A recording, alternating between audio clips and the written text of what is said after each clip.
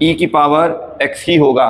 ठीक है, अब इसका साइन बताना है। अब आपको पता है जो ई की पावर एक्स का जो डोमेन होता है वो आपका रियल नंबर होता है।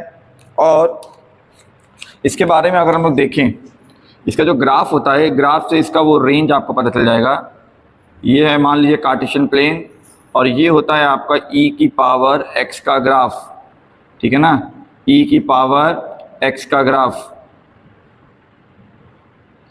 तो आप देख सकते हैं पूरा का पूरा जो ग्राफ है वो आपका पॉजिटिव वाई एक्सिस की तरफ है ना, पॉजिटिव वाई एक्सिस की तरफ है। इसीलिए किसी भी एक्स की वैल्यू के लिए ई की पावर जो एक्स होगा वो आपका पॉजिटिव होगा। तो यहाँ पे हमें ग्राफ की हेल्प से ये पता कर लिया कि ऐसे लिखेंगे फॉर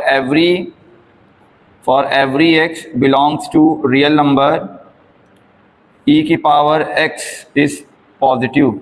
और ई की पावर एक्स है क्या चीज़, ई की पावर एक्स आपका डेरिवेटिव है, तो ये भी आपका पॉजिटिव हो जाएगा for every x belongs to real number.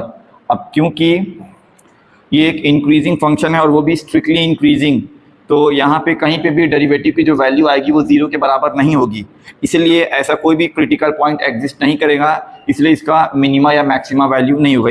इसका अगर हम लोग मिनिमम वैल्यू की बात करें तो ये माइनस इन्फिनिटी को टेंड्स करेगा, और अगर मैक्सिमम वैल्यू की बात करें तो ये प्लस इन्फिनिटी को टेंड्स करेगा। कोई भी फाइनाइट वैल्यू एग्जिस्ट नहीं करती। तो देयरफॉर एफ एक्स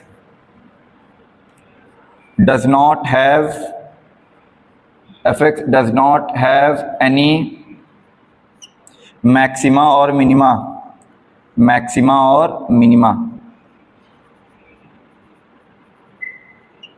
चलिए अब इसी तरह हम लोग क्वेश्चन नंबर 2 पे आ जाते हैं। तो इसका भी जी एक्स बराबर आपका